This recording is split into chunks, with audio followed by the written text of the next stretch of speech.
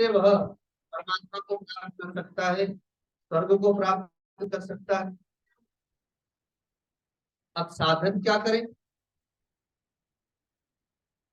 गृहस्थ आश्रम में साधन क्या करें? क्योंकि गृह कागज नाना जंजाला, घर गृहस्थी में तो बहुत सारे जंजाल हैं, वहां पर आप स्वतंत्र नहीं है। साधु संत तो वन प्रदेश में या गुरु आश्रम में स्वतंत्र है, वो तो केवल भजन ही करेंगे, उनके पास तो और कोई काम नहीं है। एक महात्मा हम लोग के साथ में वृंदावन गए, वृद्ध महात्मा थे। हम लोग वृंदावन में दर्शन करने गए बिहारी जी का। इतनी अधिक भीड़ थी, इतनी अधिक भीड़ थी कि जो गए थे सबका दम घुटने लगा। आजकल तीर्थों में बड़ी भीड़ हो गई है, सब लोगों का दम घुटने लगा। क्योंकि हम लोग जब पहुंचे उस समय आरती समाप्त हुई बिहारी जी की। इधर से हम लोग भी बहुत भीड़ के साथ में थे, और उधर से जैसी आरती समाप्त हुई तो मंदिर की सारी भीड़ निकली। अब दोनों के बीच में हम लोग पिस गए, पसीना पसीना हो गए, दम घुटने लगा। तो कोई किधर निकल गया, कोई किधर निकल गया। थोड़ी देर के बाद जब भीड़ समाप्त हुई तो हम लोग के साथ में कुछ भक्तगण भी थे, एक बूढ़े महात्मा थे। तो भक्तगण तो जैसे तैसे मिल गए, पर बूढ़े महात्मा नहीं मिले। अब सबको चिंता हो गई, तो सबने कहा कि स्वामी जी क्या करें, मंदिर में दर्शन करें या स्वामी जी को खोजें। तो हमने कहा कि पहले मंदिर में भगवान का दर्शन कर लो, स्वामी जी अगर मिल गए तो ठीक है, नहीं मिले तो जहां भी जाएंगे भजन ही करेंगे, महात्मा की चिंता नहीं। क्योंकि महात्मा ने तो भगवान के लिए अब अपना शरीर धारण किया है, भगवान के लिए ही घर बार का त्याग किया है, तो जहां भी जाएंगे भजन करेंगे। चाहे घर में रहे, चाहे वन में रहे, चाहे समाज में रहे, उनको तो भजन ही करना है। तो सब लोग चिंता कर रहे थे, लेकिन वो जो महात्मा थे वे भले वृद्ध थे, और वे वृंदावन पहली बार गए थे, उनको कोई पता भी नहीं था, एड्रेस भी नहीं था, कहाँ जाना है, कहाँ ठहरना है। लेकिन वो मंदिर में अपने आप दर्शन करके और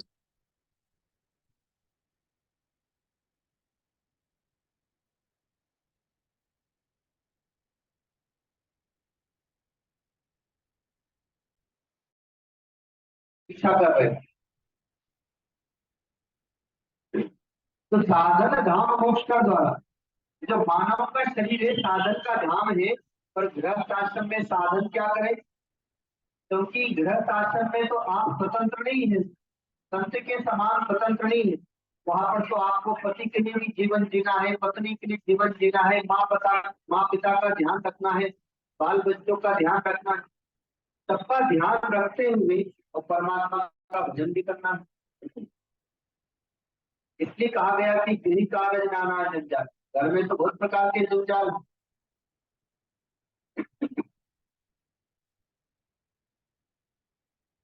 तो उसी के लिए बताया गया कि आपको सत्संग की आवश्यकता है। क्योंकि घर में रहकर इनसे हम कैसे भजन करेंगे, वो उपाय आपको सत्संग से ही प्राप्त होगा।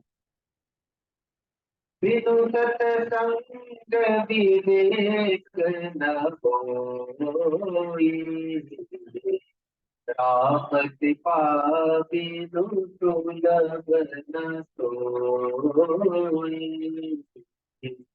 विदु सत्संग विवेक न होई, राम कृपा बिनु सुलभ न सोई। बिना सत्संग के विवेक नहीं मिलेगा। जब आप कहीं सत्संग सुनते हैं, कथा सुनते हैं, तो उससे आपको विवेक मिलेगा, और विवेक से ही आपको युक्ति प्राप्त होगी कि आपको भजन कैसे करना है। जो मानव का शरीर मिला है इससे हम साधना कर सकते हैं, तो हम साधन कैसे करें और क्या करें। और वह सत्संग, वह कथा बिना भगवान की कृपा के प्राप्त नहीं होती। इसलिए आज भगवान की हम पर कृपा प्राप्त हुई है कि हमें कथा प्राप्त हो रही है, सत्संग प्राप्त हो रहा है।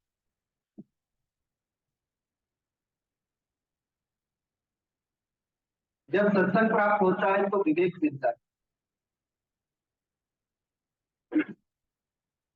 राजस्थान में एक बार हम लोग सत्संग के आयोजन में गए हुए थे। भक्तों के यहाँ पर गर्मी बहुत थी, राजस्थान में गर्मी बहुत होती है। अब जैसे यहाँ पर भी गर्मी तो है ही, और गर्मी के कारण से इतने सारे पंखे चल रहे हैं। तो एक तरफ पंखों की आवाज भी है और एक तरफ सत्संग की आवाज भी है, कथा की आवाज भी है। अगर पंखे बंद कर दिए जाएं तो पसीना पसीना हो जाएंगे, इसलिए पंखे भी बंद नहीं कर सकते। तो आप देखिए कि उस गर्मी को दूर करने के लिए पंखे की आवश्यकता है, और वो पंखे के सामने जब ठंडी शीतल हवा आती है तो मन बड़ा प्रसन्न होता है, मन को भी शीतलता प्राप्त हो रही है। तो जैसे वो शरीर की गर्मी को दूर करने के लिए पंखे की हवा की आवश्यकता है, वैसे ही मन की तपन को दूर करने के लिए सत्संग की हवा की आवश्यकता है। क्योंकि मन भी तप रहा है, विविध तापों में मन तप रहा है, अशांत है, बेचैन है, नाना प्रकार के जंजालों से, नाना प्रकार के कष्ट से, दुख से, समस्याओं से वो आकुल है, व्याकुल है। तो सत्संग की हवा जब उसे प्राप्त होती है, मन पवित्र होता है, निर्मल होता है, शांत होता है। तो राजस्थान में गर्मी का ही समय था, हम लोग गए वहां पर सत्संग करने के लिए, और वहीं पर एक सप्ताह का सत्संग था। भोजन प्रसाद भी भक्तों के यहाँ पर होता था, और दोनों समय सत्संग होता था। सुबह में 9 बजे से 10 बजे गीता जी पर सत्संग होता था, शाम को 3 बजे से 5 बजे तक, इस प्रकार से अभी सत्संग हो रहा है वैसे ही सत्संग होता था। तो जब हम वहां पर गए तो देखा कि भक्तों के घरों में, रसोई में माताएं दिन भर सेवा करती है। सुबह सबके लिए जलपान बनाना, फिर दोपहर का भोजन बनाना, फिर शाम का भोजन बनाना, बीच में कोई अतिथि आ जाए तो उनके लिए कुछ चाय नाश्ते की तैयारी करना। अच्छा, परिवार में सारे लोग एक साथ बैठ करके प्रसाद नहीं पाते। आप लोग कभी हम लोग के आश्रम में आएंगे तो आश्रम में चाहे जितने भी लोग हो, अभी गुरु पूर्णिमा का फंक्शन था तो एक समय में लगभग 400 से 500 लोगों का प्रसाद बनता है। सुबह 8 बजे जलपान होता है, तो पहले संतों की पंगत लगती जिसमें लगभग 150 महात्मा प्रसाद पाते होते। तो 8 बजे से 8:30 बजे तक सारे संत प्रसाद पा लेते थे, और 8:30 से 9 बजे तक सारे भक्त प्रसाद पा लेते थे, भक्त प्रसाद पा लेते थे। 1 घंटे में सारे लोगों का प्रसाद। और दोपहर में 12:30 बजे से 1 बजे तक पुनः संतों का प्रसाद, और 1 बजे से 1:30 बजे तक सारे भक्तों का प्रसाद। अब घरों में तो 5 सदस्य होते हैं, 8 सदस्य होते हैं, 10 सदस्य होते हैं, लेकिन एक साथ तो कोई प्रसाद पाता नहीं। इसलिए रसोई दिन भर चलती रहती है, कोई कभी प्रसाद पाएगा, कोई कभी प्रसाद पाएगा, अभी मुझे भूख नहीं है। अच्छा, उसमें भी बेटा कहेगा कि मुझे तो ये नहीं खाना है, मुझे तो ये सब्जी चाहिए। सासू माँ कहेगी कि देखो मेरा पेट ठीक नहीं है, मुझे खिचड़ी बना देना। ससुर जी कहेंगे कि आज मेरे लिए अमुक सब्जी बना देना। पति कहेंगे कि मैं शाम को लेट आऊंगा, मेरे लिए पनीर की सब्जी बना देना। अब सबके लिए अलग अलग प्रसाद बनता है। तो जहां पर हम गए थे उस घर में भोजन बनाने के लिए बहुएं स्वयं प्रसाद बनाते। झाड़ू पोछा बर्तन के लिए वो सेविका आ जाती थी, वो झाड़ू पोछा बर्तन कर देती। एक तो गर्मी का समय, और उसमें भी घरों में छोटी छोटी रसोइयां थी, और रसोई में कोई पंखा नहीं, कोई एसी नहीं, और माताओं को दिन भर रसोई में रहना। और उसमें भी आजकल रसोई हो गई है खड़े होकर के प्रसाद बनाने का। पहले रसोइयाँ ऐसी नहीं होती, माताएं नीचे बैठ करके प्रसाद बनाती। मैंने अपनी जन्मभूमि पर देखा, वहां पर लकड़ी का चूल्हा होता था और माताएं नीचे बैठ करके प्रसाद बनाती। लेकिन आजकल तो खड़े खड़े प्रसाद बनाना है। तो जो माँ रसोई में जाती वो तो दिन भर खड़ी रहती, सुबह में 1 घंटा 2 घंटा, दोपहर में 2 घंटा, शाम को 2 घंटा, तो 6 घंटा तो उसको रसोई में ही हो गया। तो वहां पर भी मैंने वही देखा। एक तो गर्मी का समय इतनी देर तक खड़े रहना, और तीसरा रसोई में अग्नि जब प्रकट होती है तो वो अग्नि को भी सहन करना। तो आप लोगों ने कभी सुना होगा महात्मा लोग पंचाग्नि तापते हैं। कई प्रकार के महात्मा होते हैं, तो कुछ महात्मा ऐसे होते हैं जो पंचाग्नि तापते हैं। वो क्या होता है, मैंने भी एक बार देखा उनको। जेठ की दोपहरी में, अर्थात जेठ की के महीने में कितनी गर्मी होती है, उस गर्मी में भी दोपहर 12 से 1 बजे के बीच में जब भगवान सूर्य आकाश में तपते हो, ऐसे समय में वे, मैंने देखा गंगा जी की रेत पर, तपती हुई रेत पर चारों तरफ से उन्होंने अग्नि जला ली और उसके बीच में बैठ करके कंबल ओढ़ करके वो भजन कर रहे। उसको कहते हैं पंचाग्नि ताप। तो वैसे ही वहां पर मैंने देखा कि एक तो गर्मी का दिन है और दूसरा छोटी सी रसोई है जिसमें पंखा एसी कूलर कुछ भी नहीं है, और उसमें भी दिन भर खड़े रहना है, और उसमें भी वो चूल्हा जल रहा है। तो कहा कि ये तो माताएं भी सब पंचाग्नि ताप रही। अब वहां पर जब सत्संग हुआ तो मैंने सत्संग में कहा, आप लोग मंदिर में जाते हैं भगवान की पूजा करने के लिए या यज्ञशाला में जाती हैं हवन करने के लिए? तो क्या करते हैं, स्नान करके नए और पवित्र वस्त्र पहन करके मंदिर में जाते हैं पूजा करने के लिए, या यज्ञशाला में जाते हैं हवन करने के लिए? ठीक वैसे ही ये जो आपकी रसोई है, ये मंदिर है, ये आपकी यज्ञशाला है। आप इसमें स्नान करके जाएं पवित्र होकर, भगवत भावना से, जैसे मंदिर में प्रवेश करते हैं भगवत भावना से प्रभु का स्मरण करके, वैसे ही इस यज्ञशाला में, इस मंदिर में, इस कुटिया में, इस गुफा में, जिसे आप रसोई कहते हैं, वो आपकी गुफा है। जैसे साधु संत गुफा में तपस्या करते हैं, वैसे आप भी बस अपनी रसोई में तपस्या कर रही है।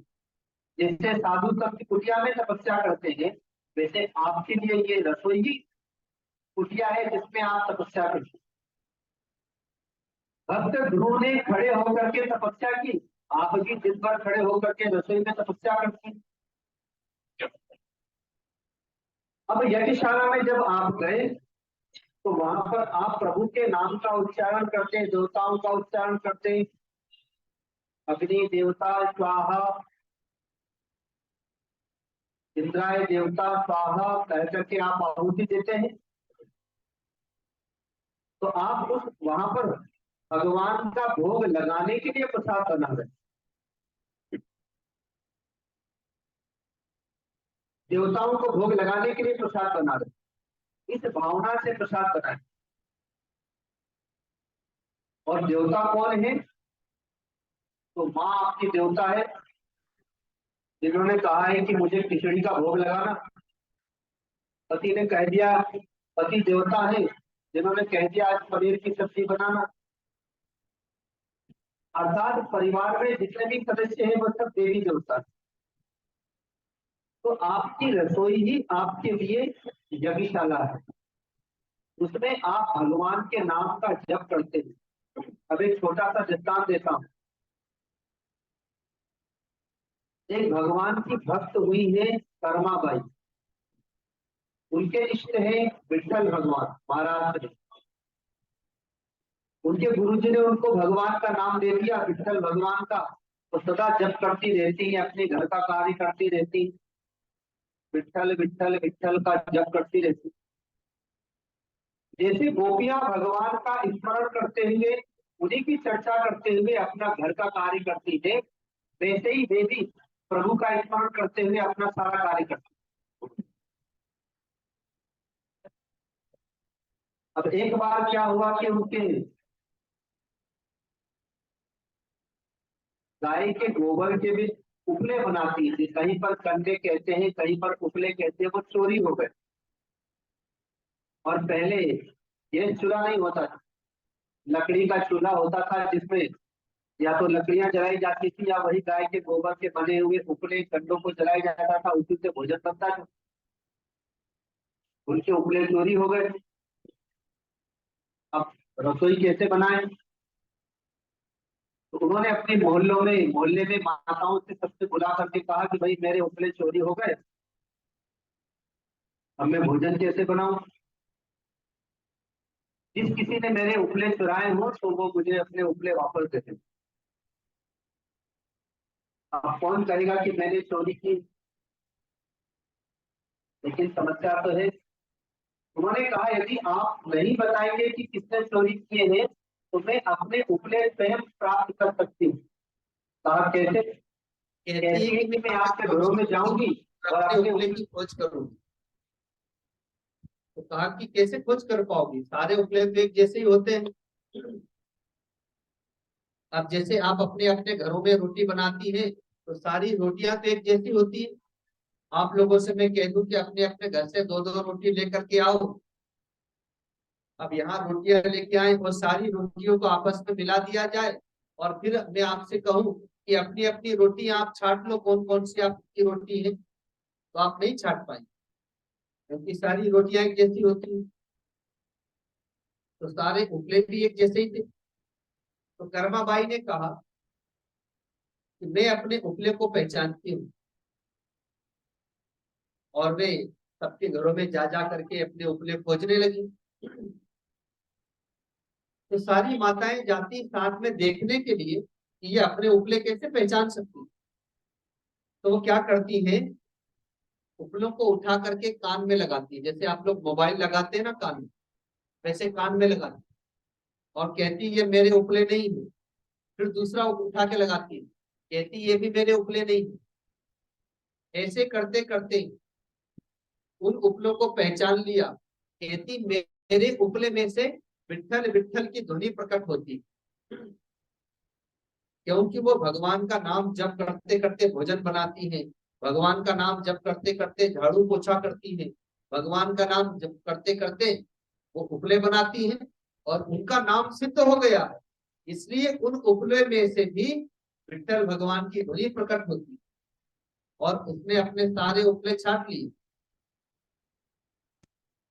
वैसे ही जो माताएं अपने घरों में गृह कार्य करते हुए, अर्थात झाड़ू पोछा बर्तन करते हुए, या प्रसाद बनाते हुए, या बाल बच्चों को स्नान कराते, नवीन वस्त्र पहनाते हुए, या सास ससुर की सेवा करते हुए, जो भी गृह कार्य है उन्हें करते हुए प्रभु का नाम जप करें, प्रभु का स्मरण करें, तो वही उसके लिए भजन है, वही सेवा है। और इतना ही नहीं, जो घर में बाल बच्चे प्रभु का भजन नहीं करते, जो घर में पति प्रभु का भजन नहीं कर पाता, क्योंकि वो तो अपने घर अपने व्यापार में रहता है, सर्विस में रहता है, उसके पास समय नहीं।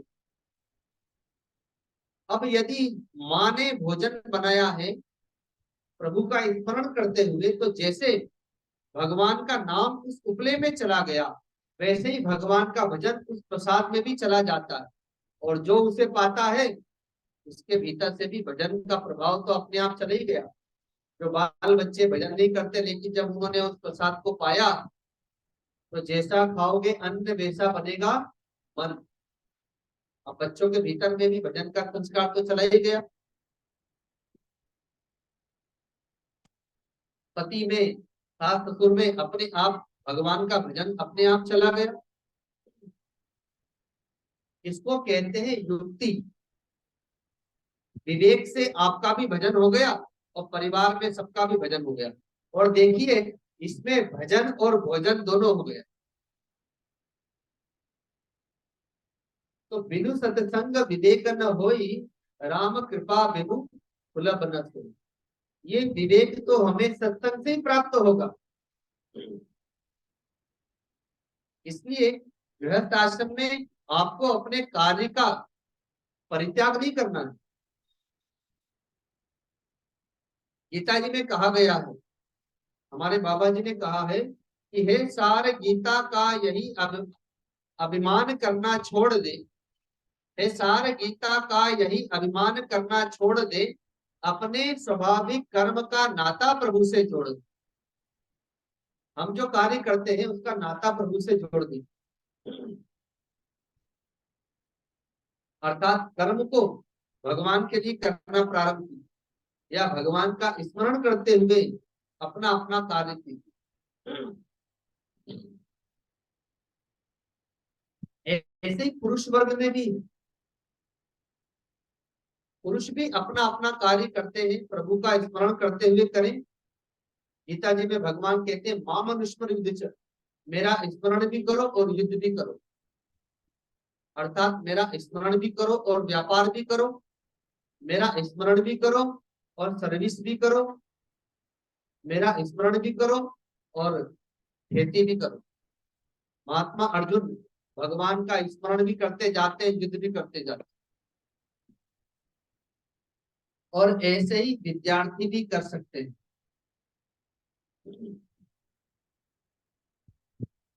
एक परिवार में माता पिता अर्थात दादा दादी अपने रोज मंदिर जाते थे शाम को, तो बच्चे को भी मंदिर लेके जाते थे, अर्थात अपने पोते को।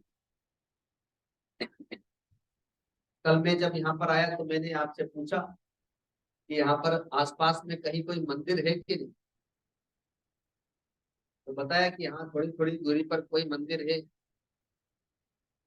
तो मैंने इसलिए पूछा कि भाई मंदिर होगा तो परिवार में जो वृद्ध माता पिता होंगे, दादा दादी, वो मंदिर तो जाते होंगे, और जब वे लोग जाते होंगे तो अपने पोते पोती को भी ले जाते होंगे, तो कम से कम मंदिर में जाने से बाल बच्चों में संस्कार पड़ता है।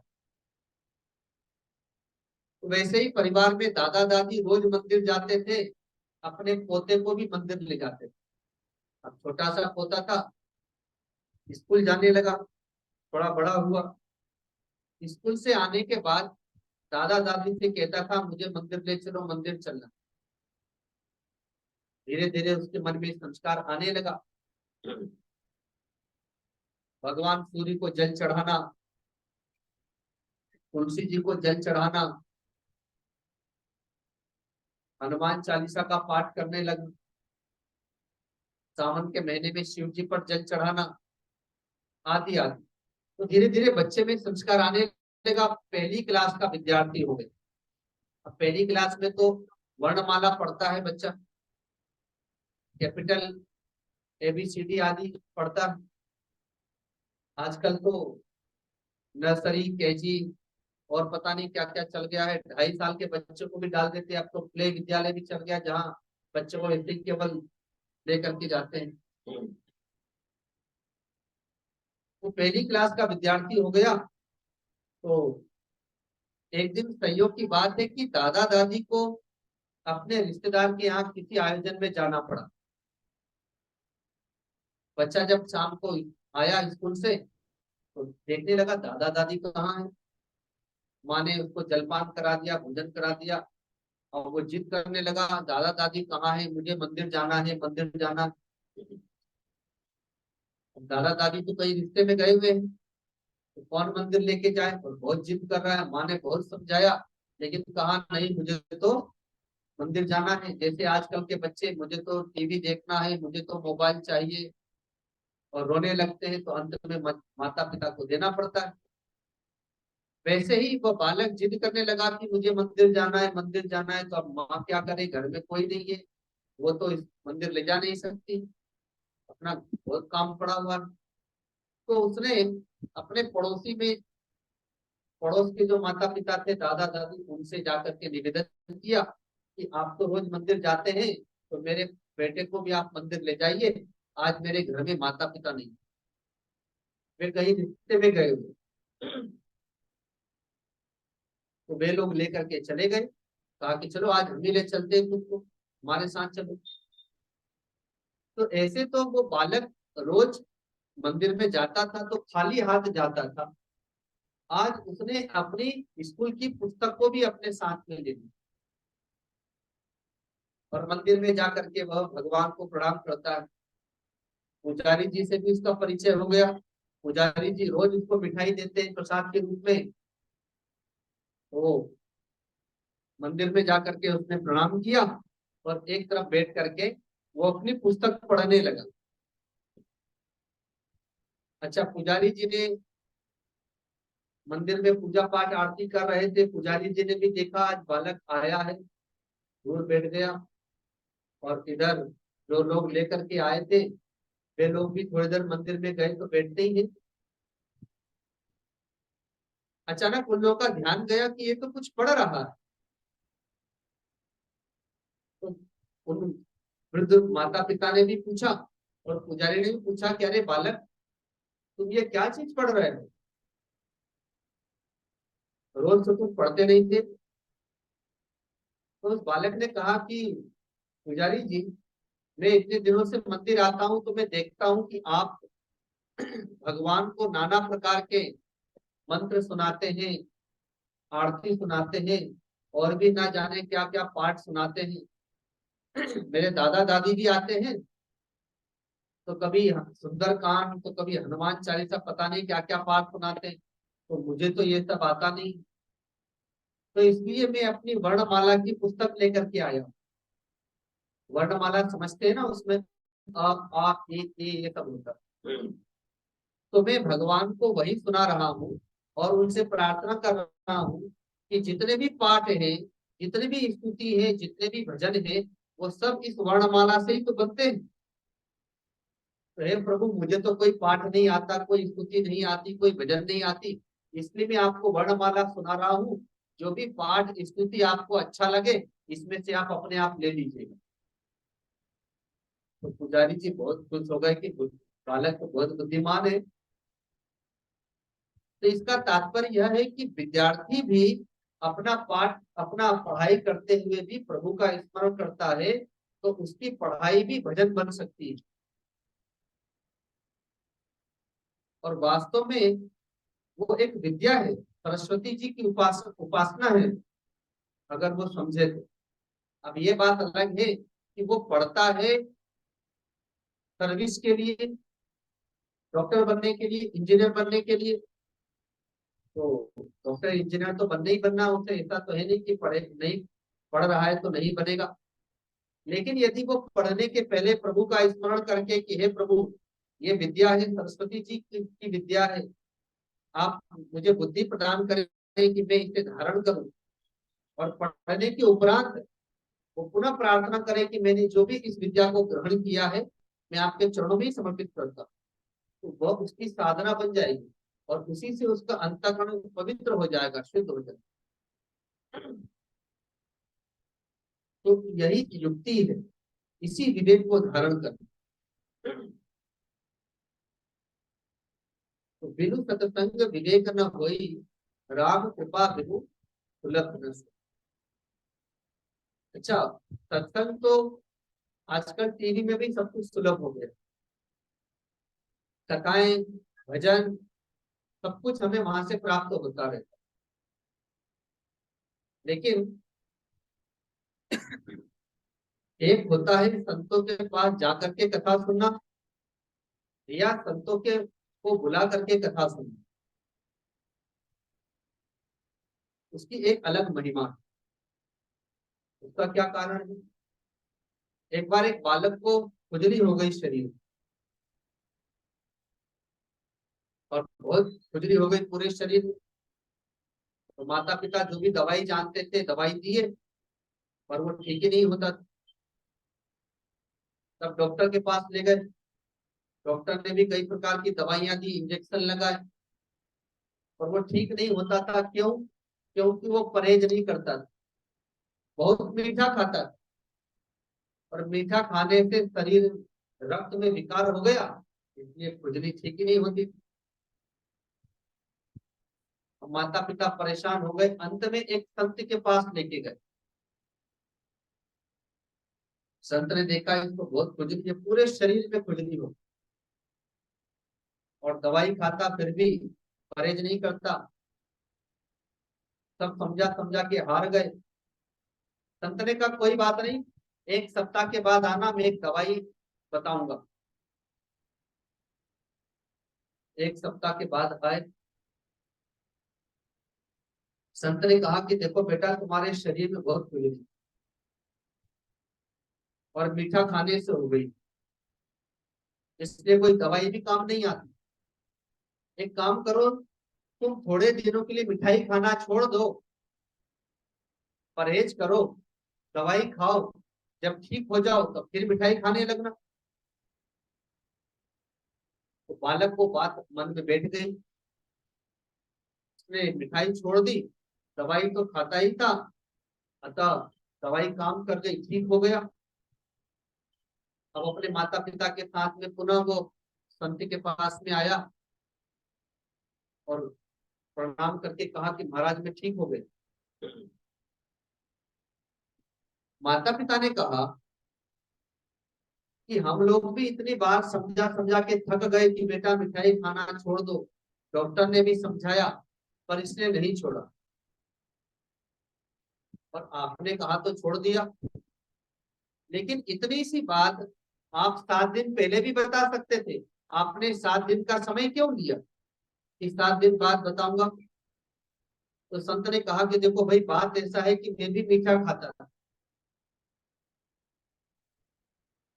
मैंने 7 दिन का समय इसलिए लिया कि मैंने 7 दिनों तक मिठाई नहीं खाई। मैं स्वयं मिठाई खाता तो और कहता कि बेटा मीठा मत खाओ, तो इस पर असर नहीं होता। 7 दिनों तक मैंने मिठाई नहीं खाई और उसके बाद कहा कि बेटा मिठाई मत खाओ, अच्छी चीज नहीं है, बाद में खाना ठीक हो जाओ, तो ये उस बात को धारण कर ली। तो संतों से कथा सुनने का तात्पर्य होता है कि वो स्वयं अपने जीवन में उसे उतारते हैं और उसके बाद आपको कहते हैं, तो उसका प्रभाव आपको जल्दी होता है और विशेष होता है। इसीलिए भक्त विभीषण जी ने कहा है, जब हनुमान जी से भेंट होती है, कि अब मोहि भरोषनु मता, बिन हरि कृपा मिलहि नहीं संता।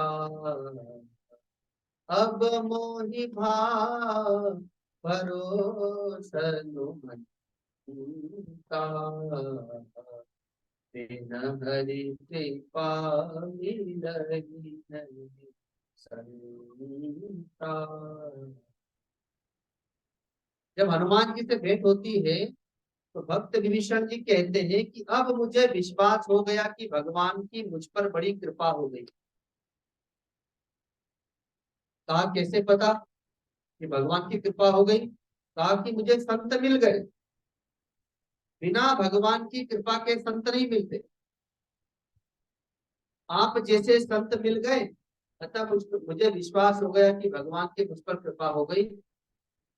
जब भगवान की कृपा होती है तो संत मिल जाते हैं, और जब संत की कृपा होती है तो भगवान मिल जाते हैं। ऐसे तो भगवान मिलने वाले नहीं।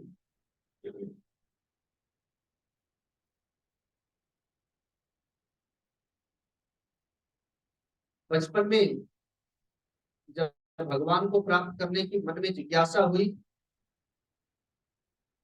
तो ऐसा लगता था कि भक्त ध्रुव के समान जंगल में जाएंगे, भजन करेंगे, परमात्मा को प्राप्त कर लेंगे। लेकिन तभी संयोग से विवेकानंद साहित्य पढ़ा, तब उन्हें पढ़ने से पता चला कि बिना गुरु के ज्ञान नहीं होता, पहले तो गुरु बनाना पड़ेगा। तो फिर भगवान की खोज छोड़ करके संत की खोज में लग गए, क्योंकि मानस में भी आया है, बिनु गुरु भवनिधि तरई न कोई, जो बिरंच शंकर सम होई।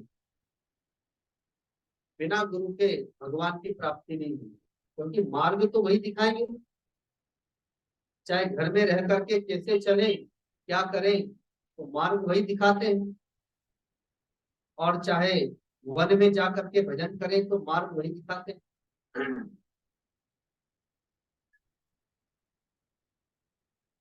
साधु संत सन्यासी का धर्म अलग है। तप त्याग और चिंतन, इसी में उनको जीवन जीना है। तपस्या के साथ, भजन के साथ, उनका और कोई कर्तव्य नहीं। जो सदगृहस्थ है उनके लिए यज्ञ तप और दान का विधान,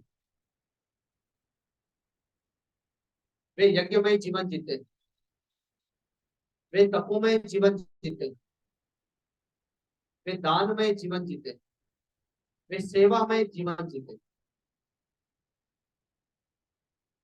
तन मन और धन, ये हमारे पास में तीन वस्तु है।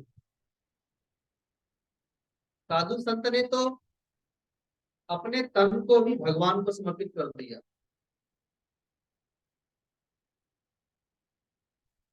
योग के साथ में, तपस्या के साथ में वे तपोमय जीवन जी रहे। या तो योग करते हैं, ध्यान समाधि लगा लेते हैं, तपस्या करते हैं, और या तो सेवा करते हैं शरीर से। तो तन को समर्पित कर दिया, मन को भगवान में लगा दिया भजन के माध्यम से। इस प्रकार से मन को भी समर्पित कर दिया। और धन तो उनके पास में है नहीं,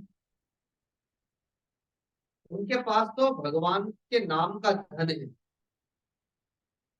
भगवान के भजन का धन है, और उसे भी वो भगवान को समर्पित कर दे। लेकिन गृहस्थ के पास में वे तन मन धन को कैसे समर्पित करें? आज के समय में योग तो बहुत कम लोग करते हैं। जरा हाथ उठा करके बताएंगे कि आप लोगों में से आसन प्राणायाम कौन कौन करता है? अच्छा, चलो गिनती के लोग तो हैं जो लोग करते हैं। आज से 20 साल पहले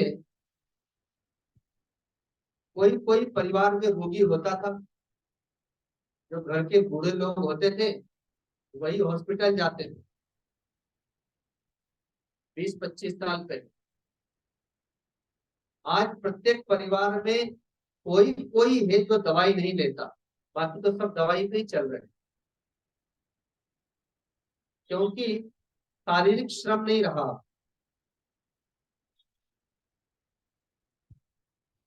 इसलिए हमें योग करना पड़ रहा है। तो या तो शरीर से योग हो, शरीर से सेवा हो, और या तो तपोमय जीवन हो।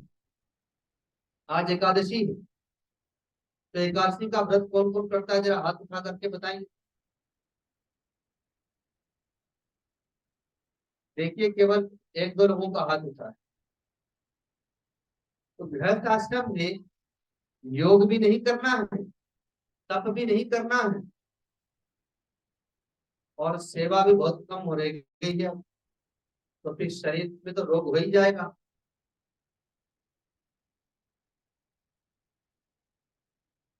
तो शरीर, तन मन और धन, तो तन से तपस्या भी नहीं है, तन से योग भी नहीं है, और तन से सेवा भी नहीं है, तो फिर शरीर तो रोगी होगा फिर। इसलिए गृहस्थ आश्रम में कम से कम नवरात्र, सावन का महीना, एकादशी, जिससे जो जैसी सामर्थ्य हो वो व्रत करे। इस प्रकार से तन को समर्पित किया जाता है। मन से भगवान के नाम का जप करे, और जप तो कोई भी कर सकता है। सुबह शाम बैठ करके जप करें, जितना समय हो उतना ही जप करें, और खाते पीते सोते जागते उठते बैठते प्रभु का नाम जप करते रहे, प्रभु का स्मरण करते रहे। तो तन मन, मन को समर्पित करना है तो कैसे समर्पित करें? तो कभी जप करके, कभी पाठ करके, कभी सत्संग सुन करके, कभी भजन करके मन को भगवान में लगाए रखें। और धन, आपके पास भगवान ने जो धन दिया है उसमें से आप अपने परिवार में लगाते हैं, समाज में लगाते हैं, उसी में से कुछ धन धर्म के लिए भी लगाएं, जिससे आपका धन पवित्र हो जाए। कहा गया है कि तन पवित्र सेवा किए धन पवित्र कर दान। तन पवित्र सेवा किए अर्थात सेवा करने से तन पवित्र होता है, निर्मल होता है, निरोगी होता है। तो तन पवित्र सेवा किए धन पवित्र कर दान, और मन पवित्र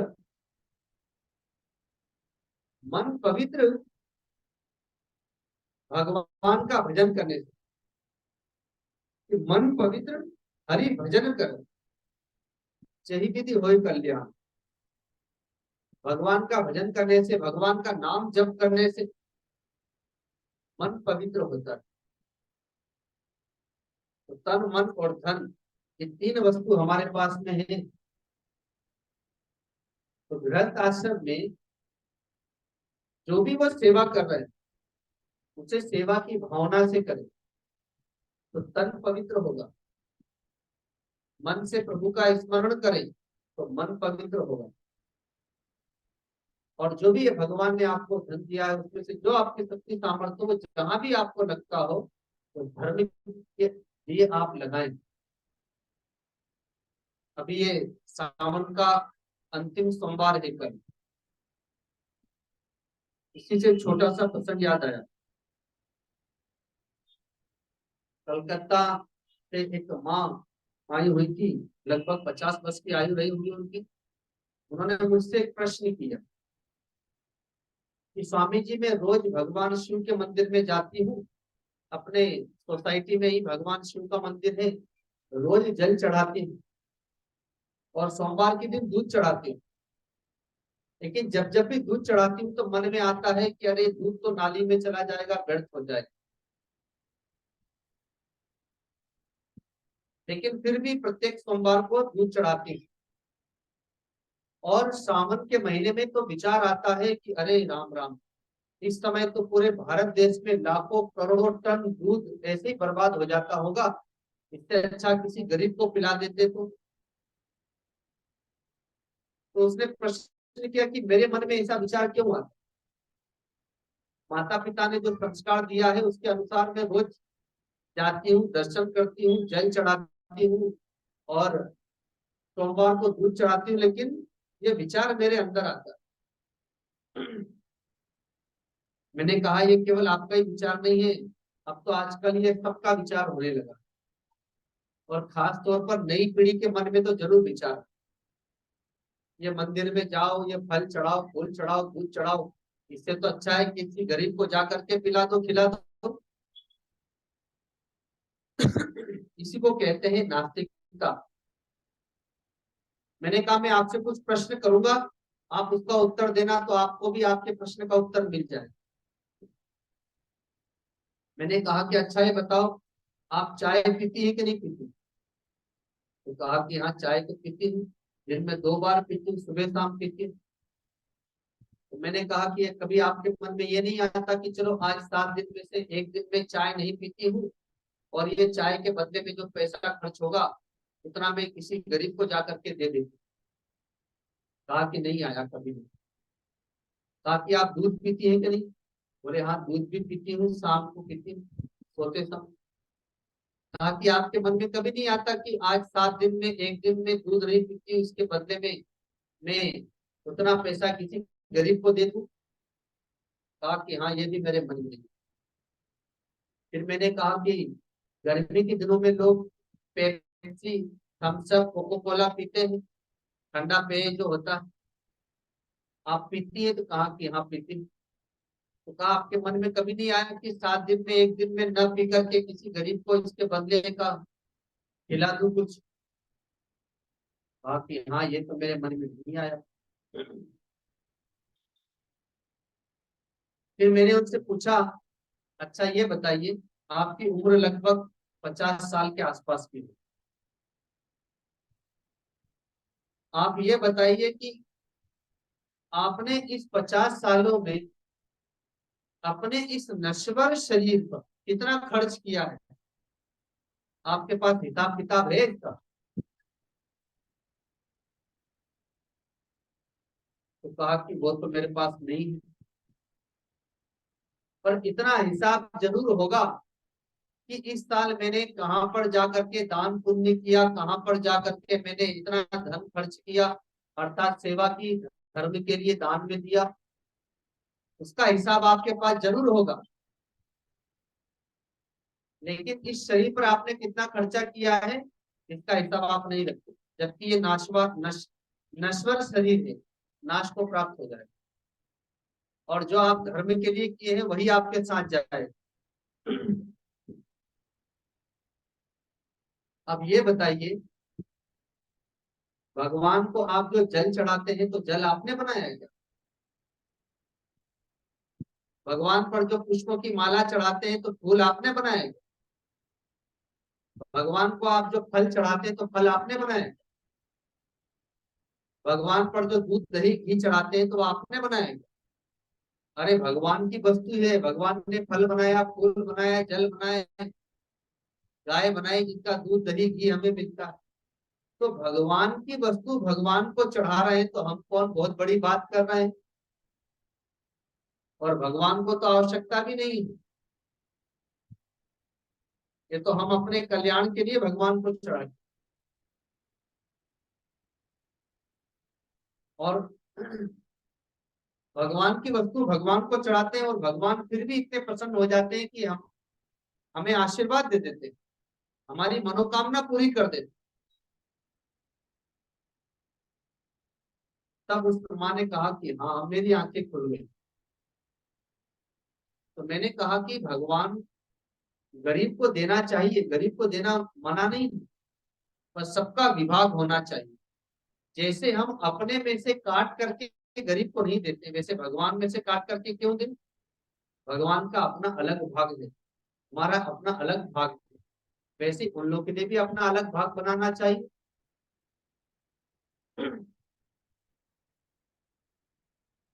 आपको पता है गृहस्थ के ऊपर 5 ऋण होते हैं। एक होता है पितर ऋण, अर्थात पितरों का ऋण।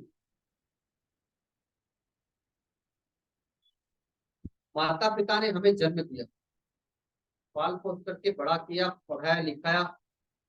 दादा दादी ने जाने से पहले जो भी उनकी, हमारे दादा दादी या उनके और भी पहले के जो परदादा परदादी हुए, उनकी पैतृक संपत्ति वो हमें दे करके गए, जमीन जायदाद हमें दे करके गए, और भी कई प्रकार की वस्तुएं हमें दे करके गए, आशीर्वाद दे करके गए। हमें पता नहीं, हम धरती पे आए नहीं थे, हमें लाने लाने के लिए पता नहीं दादा दादी ने, माता पिता ने क्या क्या तपस्या किए, दान पुण्य किए, जिससे संतान हुई घरों में। कभी ऐसा भी होता है संतान नहीं होती है तो बहुत दान पुण्य करके संतान प्राप्त होती, तो पितरों का ऋण हम पर होता है।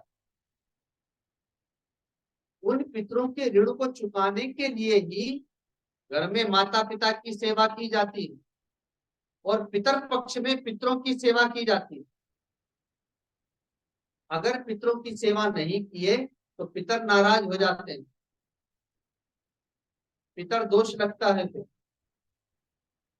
इसीलिए पितरों की सेवा की जाती ताकि उनका आशीर्वाद हमें प्राप्त हो। एक होता है देव ऋण, अर्थात देवताओं का ऋण।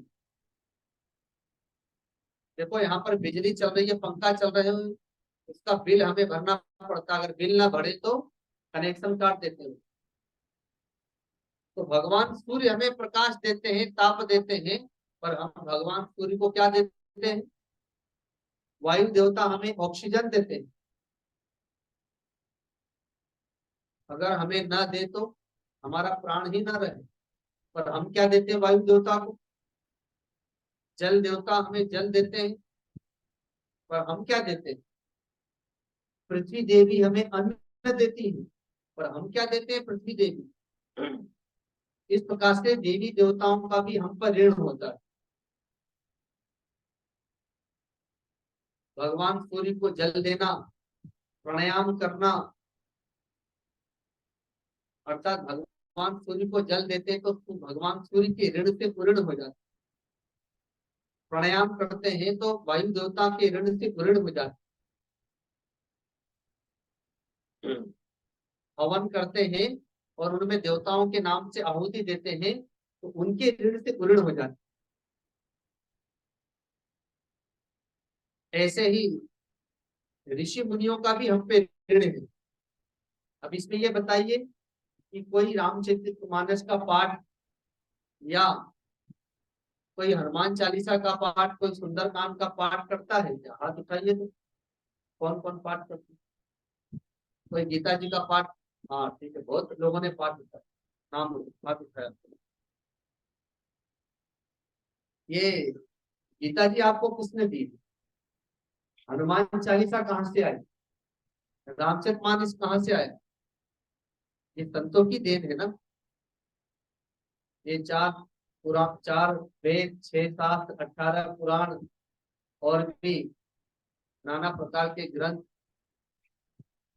तो ये सब हमें संतों ने दिए हैं। इसलिए संतों का भी हम पे ऋण होता है, क्योंकि उन्होंने बड़ी तपस्या की है।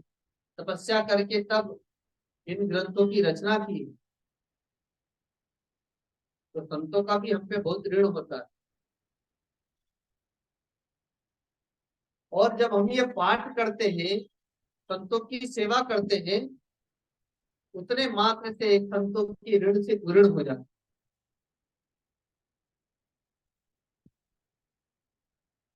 ऐसे ही पशु पक्षियों का भी ऋण होता है।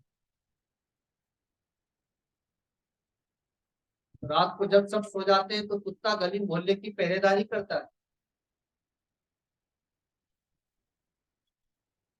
पशु पक्षी कई प्रकार से हमारी सेवा करते हैं, हमें पता नहीं चलता। किसान जब खेत में जल डालता है तो बहुत सारे कीड़े होते हैं, उन कीड़ों को पक्षी आकर के खा लेता है, नहीं तो वो हमारी फसलों को, बीजों को खा जाएगा। इसीलिए चींटी को मीठा डालना या आटा डालना, मछली को आटा डालना, पक्षियों को दाना डालना, कुत्ते को रोटी डालना, ये गृहस्थ के लिए विधान है। पहली रोटी गाय की, अंतिम रोटी कुत्ते की। ये सब पशु पक्षियों के ऋण से उऋण होने के लिए किया जाता है। तो इस प्रकार से गृहस्थ आश्रम में आप रह करके भगवान का भजन करते हुए भगवान के लिए जीवन जी सकते हैं।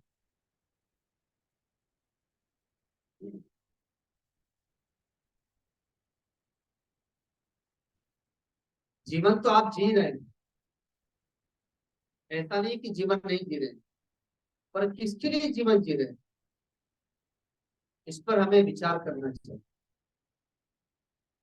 थोड़ा समय भगवान के लिए भी निकालना चाहिए। 24 घंटे में से कुछ समय भगवान के लिए भी निकालें। कोई पाठ के माध्यम से, कोई जप के माध्यम से, कोई सत्संग के माध्यम से। इस बार गुरु पूर्णिमा पर आश्रम में बहुत सारे भक्त आए, उसमें वृद्धों की संख्या ज्यादा थी। तो मैंने उन लोगों से कहा था, आप ये बताएं, आप सभी वृद्ध हैं, तो आपको क्या लगता है कि आप 10 साल तक इसी प्रकार से रहेंगे या 5 साल तक आप इसी प्रकार से स्वस्थ रहेंगे? अर्थात समय आपके हाथ से जा रहा है। अब जो भी समय शेष बचा है, आप भगवान के भजन में लग जाइए। अभी तक आपने परिवार के लिए किया, बाल बच्चों के लिए किया, समाज के लिए किया, अब अपने लिए कीजिए। क्योंकि बालक के पास में तो भी जवानी है, जवान के पास में भी बुढ़ापा है, लेकिन जो वृद्ध है, अब उसके पास में क्या बचा है?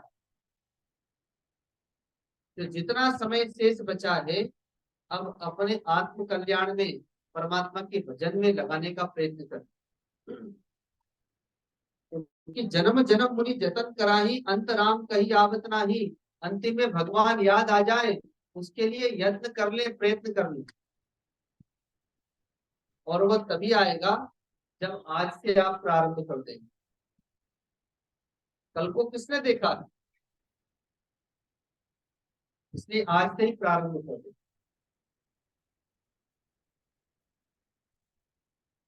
तो भगवान का एक भजन श्रवण करते हैं, समय भी काफी हो गया।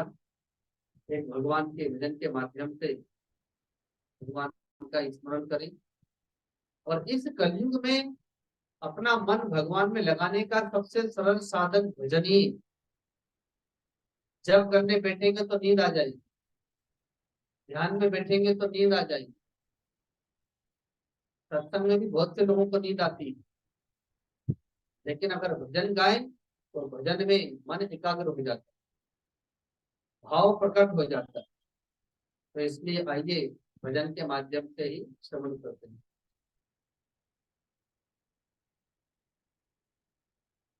तुम मेरे जीवन के धन हो और प्राणाधार हो। तुम मेरे जीवन के धन हो और प्राणाधार हो। एक तू दाता दयालु, एक तू दाता दयालु, सबके पालनहार हो। तुम मेरे जीवन के धन हो और प्राणाधार। तुम मेरे जीवन के धन हो और प्राणाधार। पीछे से सभी गा सकते हैं। जागते सोते कभी भी मैं तुम्हें भूलूं नहीं। जागते सोते कभी भी मैं तुम्हें भूलूं नहीं। वेश दोहरा जागा मुझको, वेश दो राजा का मुझको, या गले पतहार हो। तुम मेरे जीवन के धन हो और प्राणाधार। तुम मेरे जीवन के धन हो और प्राणाधार। पर धन धान से सबके तू परिवार को, भरेरा धन दान से सबके तू परिवार को। देखे तुम तकते नहीं हो, देखे तुम तकते नहीं हो, ऐसी तुम सरकार हो। तुम मेरे जीवन के धन हो और प्राणाधार हो। तुम मेरे जीवन के धन हो और प्राण। जप रहे तेरा नाम पंछी, गीत गाता है पवन। जप रहे तेरा नाम पंछी, गीत गाता है पवन, रंग रहे रंगों से जग को, रंग रहे जग को, अजब रचना कार मेरे जीवन के धन हो और प्राणाधार, मेरे जीवन के धन हो और प्राण,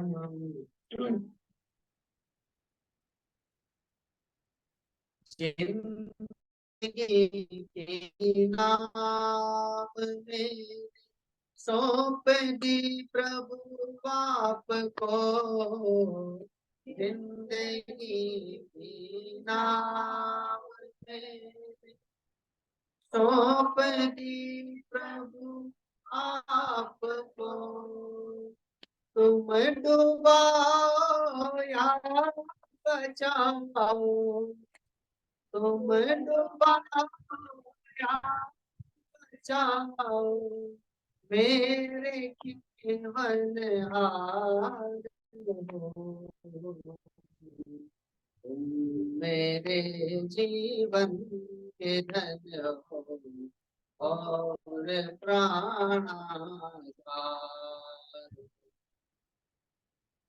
तुम मेरे जीवन के धन हो और प्राण,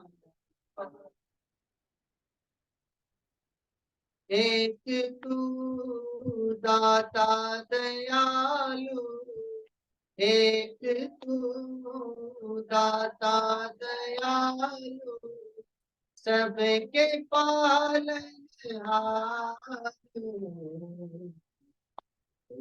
मेरे जीवन के धन हो और प्राणाधार,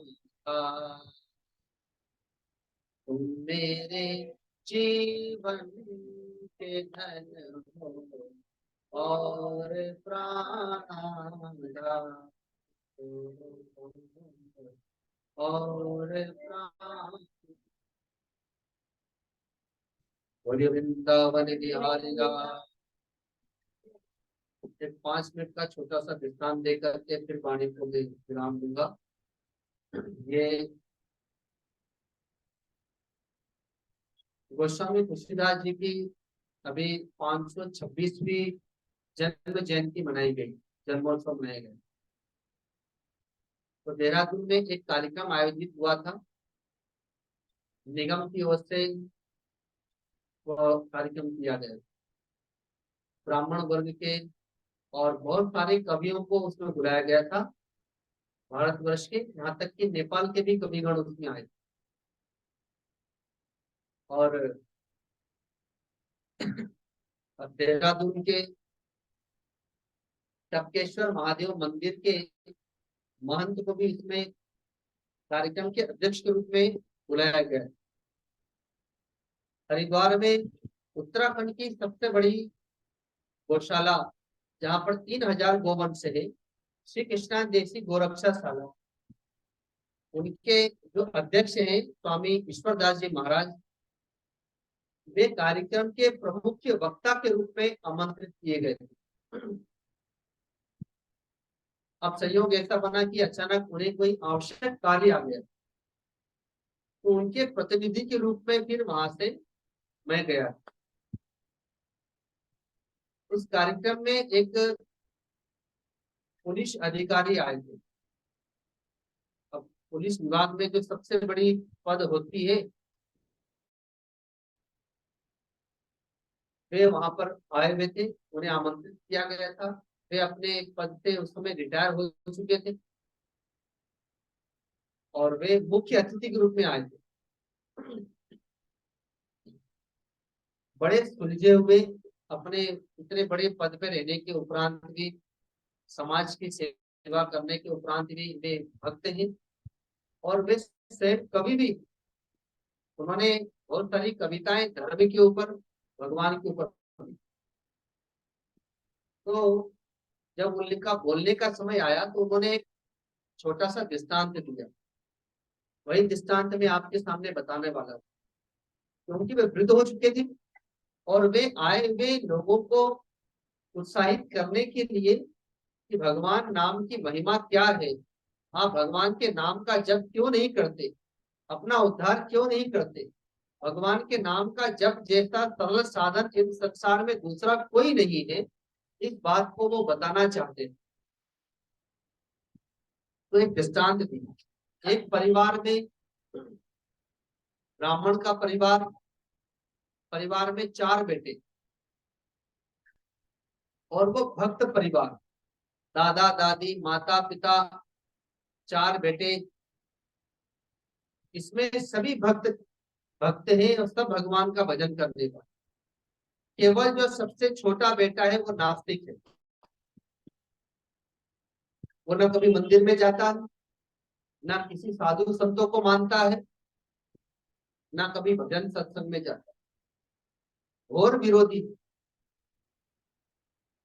अब माता पिता बड़े परेशान, दादा दादी बड़े परेशान, हम सभी भगवान का भजन करने वाले, साधु संतों को मानने वाले, गौ की सेवा करने वाले, लेकिन ये हमारे परिवार में कैसा आ गया। अब इसका उद्धार कैसे होगा, इसका कल्याण कैसे हो। बहुत प्रयत्न किया, बहुत समझाया, कोई उपाय काम नहीं। वो बिल्कुल सुनने ही नहीं चाहता, बोले मेरे सामने नाम मत लेना भगवान, आपको जो करना है करो, मैं स्वतंत्र हूँ, मुझसे मत करो। उनके घर में उनके गुरुजी आते थे, गुरुजी को सारी समस्या बताई। गुरुजी, हम तो भगवान का भजन करते हैं पर हमारा छोटा बेटा नहीं करता, इसका उद्धार कैसे होगा, हमें बड़ी चिंता है। तो गुरुजी ने कहा कोई बात नहीं, मैं उपाय लगाता हूँ।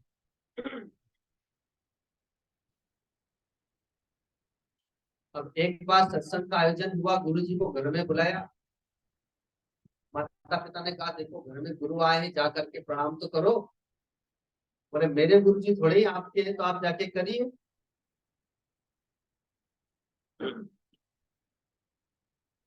अब क्या हुआ कि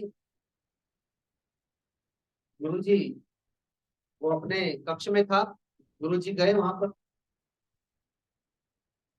गुरुजी को सिखा दिया, गुरुजी आपको प्रणाम करने भी नहीं आ रहा है, भला बुरा कह रहा, आप क्या करें। गुरुजी ने कहा कोई बात नहीं, मैं ही चला जाता हूँ उसके पास। हमारे दादा गुरु जब जंगल में तपस्या कर रहे थे, तो जंगल में तो कोई जाता नहीं, पहाड़ पहाड़ पे भी जंगल, तो जंगल में कोल भी लोग लकड़ी लेने के लिए जाते थे। और कोल भी तो आपको पता ही है, शराब पीना, मांस खाना, चोरी डकैती करना, सब कुछ चलता हो। तो जब वो निकलते थे तो बाबा जी की कुटिया के सामने से निकलते थे, पर कोई बाबा जी को प्रणाम नहीं करता। तो बाबा जी ने 1 दिन देखा, 2 दिन देखा, 3 दिन देखा। फिर क्या किया बाबा जी ने कि जब वो लोग निकलते थे तो बाबा जी स्वयं हाथ जोड़ करके उनको प्रणाम करते थे, राम राम भाई, राम राम। अब उन्होंने देखा कि महात्मा जी हमको प्रणाम राम राम बोल रहे हाथ जोड़ के, उनको लज्जा आई। अब वो चरणों में प्रणाम, दंडवत प्रणाम करके जाते, और इस प्रकार से उनमें संस्कार पड़ गया और विलोम। तो साधु संतों के पास तो ऐसी बहुत सी युक्तियां होती हैं। तो गुरु जी ने देखा कि ये सभी बड़े चिंतित हैं, तो वो स्वयं उस बालक की अ, कक्ष में चले गए और जा करके हाथ पकड़ के उसे खींचने लगे कि चलो भाई, घर में सत्संग हो रहा है, भजन हो रहा है, तुम यहाँ बैठे हो, चलो तुम भी बैठो। तो वो कहे कि नहीं, मेरा हाथ छोड़ दो, मैं नहीं आऊंगा, आपको करना है करो, जिनको सुनना है सुने, पर मैं नहीं जाऊँ। अब वो गुरुजी, वो तो बालक था और गुरुजी बलवान थे, अभी शरीर हिस्ट पुष्ट था, बहुत जोरों से पकड़ा और खींचने लगे। और वो कितना भी प्रयत्न करे लेकिन अपना हाथ नहीं छुड़ा पाए। वो रोए गाए, भला बुरा कहे, पर गुरुजी छोड़े ही नहीं। और खींचने लगे। एक तरफ गुरु जी खींचे, एक तरफ वो अपने आप को खींचे। तो गुरु जी से उसने कहा कि मुझे माफ कर दीजिए, मुझे छोड़ दीजिए, मैं कथा में नहीं बैठ सकता। आप जो कहेंगे मैं करूंगा, लेकिन आप मुझे कथा में बैठने को मत कहिए। गुरु जी ने कहा अच्छा ऐसा है, तो चल एक बार राम बोल दे, मैं तुम्हें छोड़ दूंगा। अब उसने कभी भगवान का नाम भी नहीं लिया था। अब उसने देखा कोई उपाय नहीं है, तो अंत में क्रोध में भर के बोलता है राम, जाइए अब तो मुझे छोड़िए। गुरु जी ने छोड़ दिया। अब अगले दिन की बात है, संयोग से उस बालक का अगले दिन एक्सीडेंट हो गया, और एक्सीडेंट में वो मारा गया, उसके प्राण निकल गए।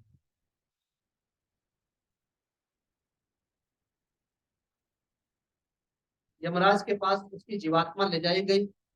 उससे पूछा गया कि भाई तुमने तो जीवन भर पाप कर्म किया है, पुण्य कर्म तो किया नहीं। एक ही तुम्हारा पुण्य है कि तुमने मरने के एक दिन पहले एक बार राम नाम लिया था, और बाकी तो जीवन भर तुमने पाप कर्म किया है। बड़े बड़ों को भी सताया, किन्हीं की आज्ञा पालन नहीं की। तो बताओ, पहले अपना पाप भोगना चाहोगे कि पुण्य भोगना चाहो? उसने कहा कि पाप तो मेरे दुनिया भर के हैं, और पुण्य तो एक ही किया है, तो कम से कम पहले पुण्य भोग लो, बाद में तो नरक लोक में जाना ही जाना है। तो कहा कि चलो भाई इसको पहले पुण्य का फल दे दिया जाए। तो पुण्य क्या किया है? तो कहा कि एक बार राम नाम कहा। अब यमराज चक्कर में पड़ गए, एक बार राम नाम कहने का पुण्य क्या है? अब समझ में नहीं आए कि क्या करें। ब्रह्मा जी के पास गए। तो अब ब्रह्मा जी के पास उसे लेके जाना है।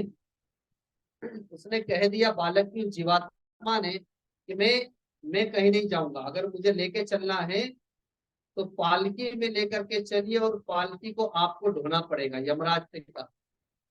यमराज और चित्रगुप्त दोनों मिलकर पालकी ढोएंगे तब चलूंगा। तो अंत में पालकी में उस जीवात्मा को बिठाया गया, और पालकी लेकर के यमराज स्वयं गए ब्रह्मा जी के लोक में। पूछा गया एक बार राम नाम कहने का फल क्या है? तो ब्रह्मा जी कहते हैं वो तो मुझे भी नहीं पता, भगवान शिव के पास चलते हैं। तो उस जीवात्मा ने कहा कि ऐसे नहीं चलूंगा, जब ब्रह्मा जी भी पालकी ढोएंगे तब चलूंगा। तो अब यमराज, चित्रगुप्त और ब्रह्मा जी पालकी ढोके जब गए भगवान शिव के लोक में, और पूछा गया कि एक बार राम नाम कहने का फल क्या है? शिव जी ने कहा कि ये तो मुझे भी नहीं पता है, चलो भगवान विष्णु के लोक में चलते। जीवात्मा ने कहा ऐसे तो नहीं चलूंगा, अब आ गया हूं तो शिव जी को भी पालकी ढोना पड़ेगी तभी चलूंगा। अब तो ब्रह्मा जी, शिव जी और यमराज, चित्रगुप्त सब पालकी ढोते हैं, और भगवान विष्णु के पास पहुंचते हैं। और पूछा गया कि एक बार राम कहने का क्या फल है? सारी बात बताई गई। तो भगवान विष्णु ने उस जीवात्मा को पालकी से उतार करके अपने गोद में बिठा लिया, और कहा कि यही एक बार राम नाम का फल है कि तुमको भगवान की गोद प्राप्त होगी। आज तुम जो भगवान शिव, ब्रह्मा जी, यम और यमराज और चित्रगुप्त के कंधों पे बैठ के आए, और मेरी गोद तुम्हें प्राप्त हो गई, ये एक बार तुमने जो राम नाम लिया है उसी का एक फल। अब सोचो, जो सदा भगवान का नाम जप करता रहेगा तो सुमीरी पवन सुत पावन नाम, अपने वश करी राखे राम। सुमिरी पवन सुत पावन नाम, अपने वश करी राखे राम। उल्टा नाम जपत जग जाना, वाल्मीकि भय ब्रह्म समाना। अरे वाल्मीकि जी तो उल्टा नाम जप किए थे, सीधा नाम नहीं बोल पा रहे थे, तो संतों ने कहा कोई बात नहीं, राम राम नहीं बोल पा रहे तो मरा मरा ही बोल दो। तो मरा मरा मरा मरा राम राम राम, अपने आप राम राम हो ही गया। वाल्मीकि भय ब्रह्म समान, भगवान का उल्टा नाम जप करके भी ब्रह्म के समान हो गए। इसलिए बड़े भाग्य से मानव का शरीर मिला है, और भगवान ने वाणी भी दी है, हम गूंगे नहीं है। तो वाणी तभी धन्य होगी जब भगवान का नाम हमारे मुख से निकलेगा, भगवान के गुणों की चर्चा हमारे मुख से निकलेगी। और ये कान दिए हैं, तो ये कान तभी धन्य होंगे जब भगवान का नाम, भगवान की चर्चा, भगवान की कथा, भगवान का भजन कान में जाए। इसलिए दुर्लभ शरीर व्यर्थ न चला जाए। अब तक जो हुआ सो हुआ, अब जब जागे तभी सवेरा। अब तो कम से कम भगवान के स्मरण मनन चिंतन में ये समय बीते। जब खाली हो काम से तब भगवान के भजन में लगना है। तो अब समय हो गया।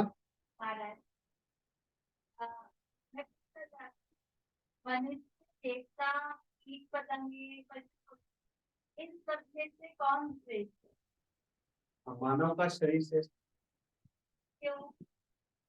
अभी यही तो बताए थे कि मानव के शरीर में ही हम भगवान का भजन कर सकते हैं, और सत्कर्म कर सकते हैं, पुण्य कर्म कर सकते हैं, दान पुण्य कर सकते हैं।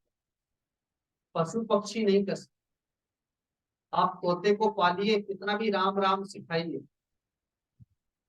तो राम राम तो बोल देगा, लेकिन उसके पास राम नाम का भाव नहीं है।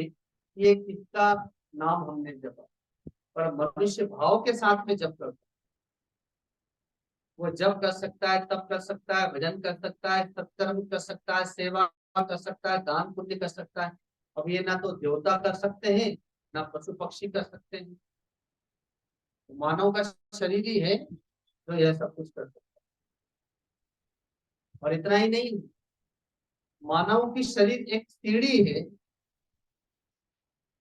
सीढ़ी से हम छत पर जाते हैं ना, तो वह ऐसी सीढ़ी है कि देवलोक में भी जा सकता है, ब्रह्मलोक में अर्थात वैकुंठ लोक में भी जा सकता है। लेकिन अगर अधर्म कर्म करेगा, पाप कर्म करेगा, तो सीढ़ी से नीचे भी चला जाएगा, नरक लोक में भी चला जाएगा, है ना। तो अब यहीं पर वाणी को विराम देते हैं। बोलिए सदगुरुदेव भगवान की, गुरुदेव महाराज की, सत्य सनातन धर्म की, गौ माता की, गंगा मैया की, सब संतों की, सब भक्तों की, पार्वती पते हर हर महादेव। प्रणाम गुरुदेव। आए हम सब एकादशी पर गुरुदेव के चरणों में प्रणाम करें। प्रणाम गुरु जी। प्रणाम गुरुदेव। प्रणाम गुरु जी। प्रणाम गुरु जी। प्रणाम गुरु जी। प्रणाम गुरु जी।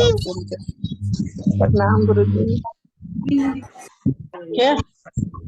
आए मिलकर जयकारा लगाएं और प्रेम से अपने गुरुदेव भगवान के चरणों को याद करते हुए प्रेम से बोलें, सदगुरुदेव भगवान की जय, गौ माता की जय, गंगा मैया की जय, सीता माता की जय, संतों की जय, आज के आनंद की जय। प्रणाम बाबा, आज्ञा फरमाएं।